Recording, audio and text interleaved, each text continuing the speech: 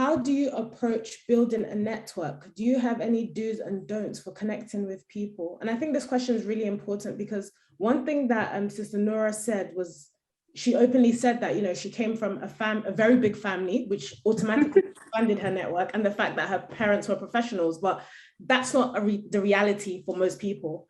So I would really like you both to give as much advice as you can on this. Like, how do people build a network? So any do's and don'ts. So we'll start with you, Sister Nurah. Thank you. Thank you so much. Indeed, yes. I really do recognize that, you know, we all come from many different backgrounds.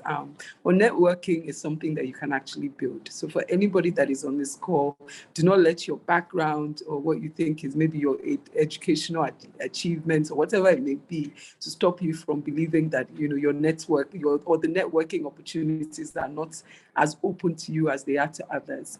So let me start with saying something. I'll speak honestly once again from my own personal experience. My first rule, honestly, the most fundamental thing to building a network is starting with authenticity, right? If you are not your authentic self, or you do not know who you are authentically as a human being, then you honestly will not have a place to stand in any network, right? So because your network is you trying to build, you know, shared interests with people, you know, with a network, or you are trying to enter into a space that is already existing, for example, into a professional organization or some sort of committee somewhere, right? You are trying to enter into that space. How do you do it, right, if you are not your true authentic self? So, for example, I cannot go and say I want to join the National Association of Arbitrators, for example. I'm not in any way an arbitrator, right? I'm not going to because I want, or I know somebody that is going to be seated in that space, right? I'm not going to say that I have to force myself into that space. You know, as my co-panelists had said, you know, Ms. Idris made it clear that honestly, it really starts from your authentic self, right? So ask yourself, first of all, who am I, right? And what are the priorities, right, that I put on myself? First of all, for example, does being Muslim, right, is that a priority for me? If it is, you'll find that you naturally find yourself in opportunities and in spaces, right, where you can start to contribute towards that side of yourself that you are most passionate about. So if you're passionate about your Islam, you're passionate about giving back, you're passionate about dawah, you will find that every opportunity that you get, right, you're sitting in a space with dawah, right? And you do not say no to dawah activities. You're more likely to sacrifice in the name of dawah activities. You're more likely to, you know, give your best self, right, in the name of dawah activities. So the most fundamental thing, first of all, is to be, honestly, do some sort of, if you want to document it even, right? But honestly, be very aware of who you are, right? And who you want to become, right? So it's one thing for you to be seated in one position right now, but look at yourself and say, who do I want to become, right? If I want to pray to become a Dangote tomorrow, right, then I know that I better be business-minded and I better be sitting in all these investment rooms, right? And I better be surrounding myself. So the most important thing is identify, you know, the things that make you up, your authentic and true self. What are your own interests, right? And what is it that you want to become? My second rule, and just as the co-panelist said so excellently well in his first pitch as well, is that you should definitely have something to offer, right? Networking is a mutually beneficial endeavor. And the secret to my powerful networking is that I join networks from a place of service, right?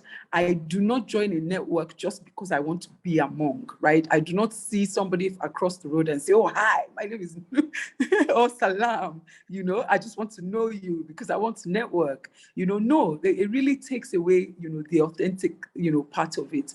Really, I join from a place of service. So no matter how hard you try, if you do not have something to offer or have not joined a network from a place of strength or service, you'll only be a statistic in that space. You'll only be a member of the network or something of that nature, right? So for me, I never created my networks because I was just trying to be a member of an organization, right?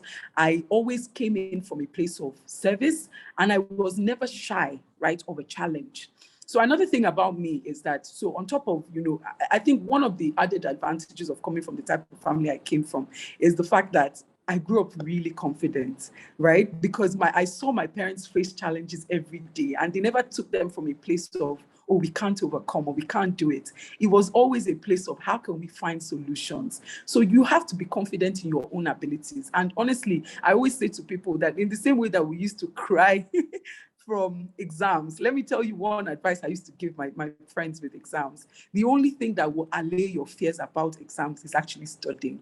Right? So get to studying. So the only thing that will ever make you confident as a human being is to actually work on yourself, right? Is to actually be confident about the person that you are creating.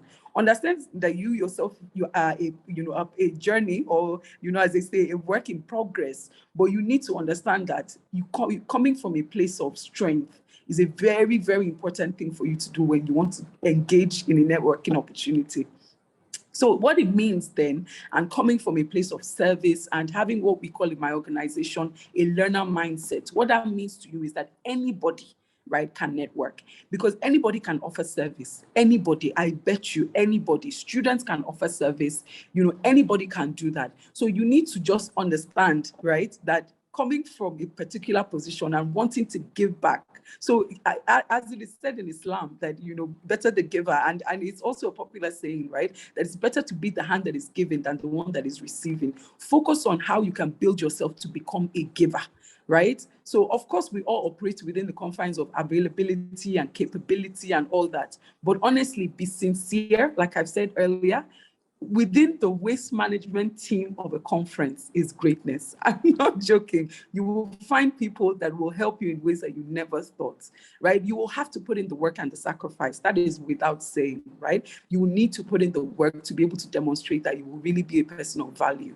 So don't shy away from work. Don't shy away from sacrificing. I myself, being a lady, we come predisposed with, natural, oh my gosh, I have kids, I have a young family, I need to focus. But the truth is, after understanding where your limitations are, be ready to be flexible.